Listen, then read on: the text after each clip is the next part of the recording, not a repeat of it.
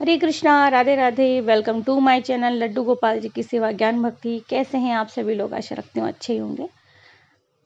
तो जैसे कि आपने पढ़ ही लिया है, मल मास 2023। जी हाँ, अधिक मास शुरू हो गया था 18 जुलाई से। और इस महीने में कई कार्य वर्जित हो, जैसे कि शादी विवाह मुंडन संस्कार, जो भी आप अच्छे कार्य कर रहे हैं वो नहीं करते। जैसे कि नई दुकान का खरीदना और मकान की नींव लगाना, ये सब नहीं करते। लेकिन दान पुण्य के ऊपर कोई भी रोक नहीं है।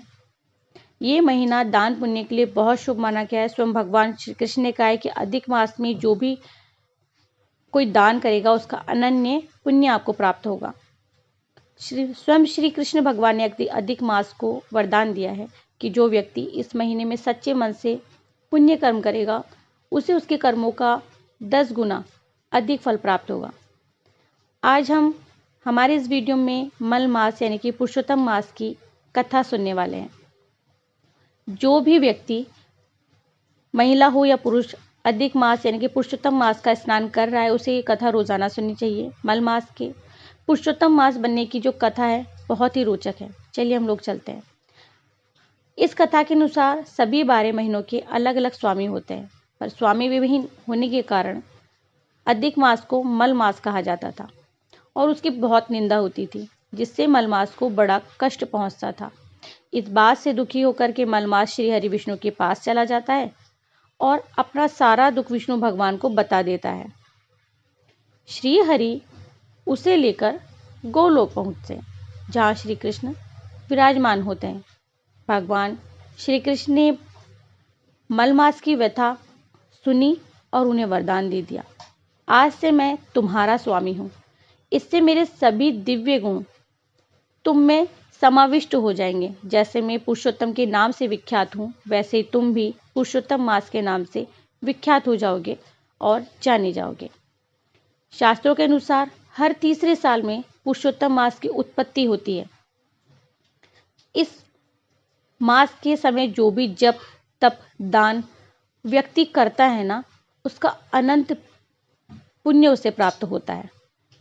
इस महीने में श्री कृष्ण और श्रीमद् भगवद गीता, श्री राम कथा वाचन, विष्णु भगवान की उपासना, इन सब का बेहद शुभ मिलता है और 10 गुना मिलता है। इस महीने में तुलसी की विशेष पूजा अर्चना आपको करनी चाहिए और तुलसी की विशेष पूजा अर्चना करने का भी विशेष महत्व बताया गया है। तो पुरुषोत्तम के महीने की जो कथा है आपको रोजाना सुननी चाहिए और इसे सुनना बहुत ही शुभ भी माना जाता है। इस पूरे महीने में धरती पर सोने, एक ही समय भोजन करने, बेहद शुभ जो हरी सब्जियां हैं वो खाने के लिए मनाही होती है। और इस महीने में सभी मांगलिक कार्य, शुभ कार्य और पितृ कार्य वर्जित माने जाते हैं। जैसे कि कई लोग कीर्तन वगैरह रखते हैं या कीर्तन रखें, लेकिन जो पट स्थापना वगैरह होती है ये सब मनाही होती है। शास्त्रों में बताया गया कि इस महीने में व्रत, उपवास, दान, पूजा, जो यज्ञ हवन है, ध्यान है, भगवान का जाप है, ये सब मनुष्य द्वारा जो भी पाप किए हुए हैं ये सब करने से वो नष्ट हो जाते हैं। तो इस महीने में जो भी आप दान करते हो उसका 100 गुना फल आपको मिलता है।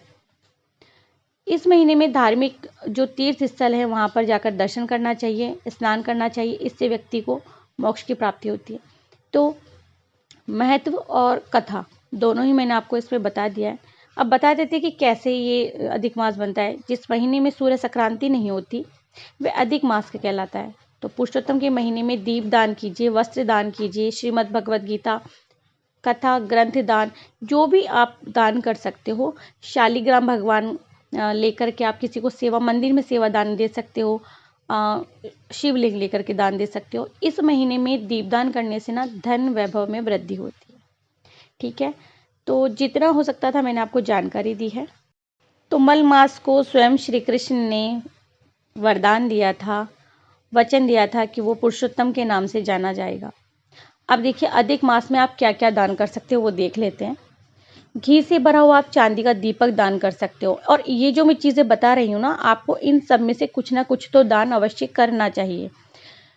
सोना या कांसे का आप कोई भी पात्र दान दे सकते हो, कच्चे चने दान दे सकते हो, गुड़ दान दे सकते हो, तुअर की दाल दान कीजिए, लाल चंदन दान कीजिए, मिठाई दान कीजिए या भगवान का शिवलिंग दान कीजिए। किसी भी मंदिर में शालिग्राम भगवान दान कीजिए। दूसरा, दान का मतलब है किसी मंदिर में सेवा के लिए देना, वो कीजिए।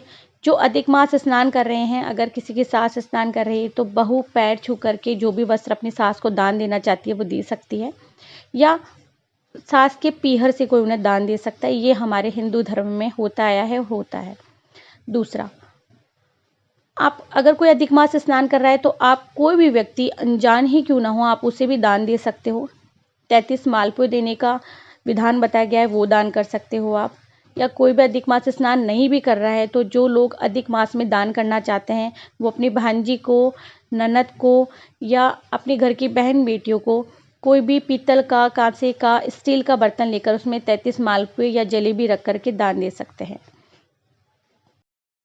तो मैंने दान का आपको बता दिया है। ऐसा नहीं है कोई अगर अधिक मास स्नान कर रहा है तो उसे ही दान दिया जाए, नहीं। आप अपने घर की बहन, बेटी, ननद या ननद की बेटी को दान करने का और भी अधिक महत्व बताया गया है, तो आप उसे भी दान कर सकते हो। ये सब चीज़ें, बाकी तो किसी ज़रूरतमंद को किसी भी ज़रूरत की चीज़, उसके ज़रूरत की चीज़ अगर आपने दान कर दी तो वो भी बहुत बड़ी बात है। ज़्यादा भी नहीं, अगर आपके घर में, आपके परिवार में या आपके मोहल्ले में अगर कोई अधिक मास स्नान कर रहा है तो आप उसे फल और दक्षिणा तो दान ज़रूर से कीजिए ही कीजिए, और साथ में मिठाई। आशा करती हूँ छोटी सी जानकारी आप लोगों के लिए मोस्ट इम्पोर्टेंट रही होगी। अगर मोस्ट इम्पोर्टेंट रही है तो इस जानकारी को आप आगे शेयर कीजिएगा। हरे कृष्णा, राधे राधे।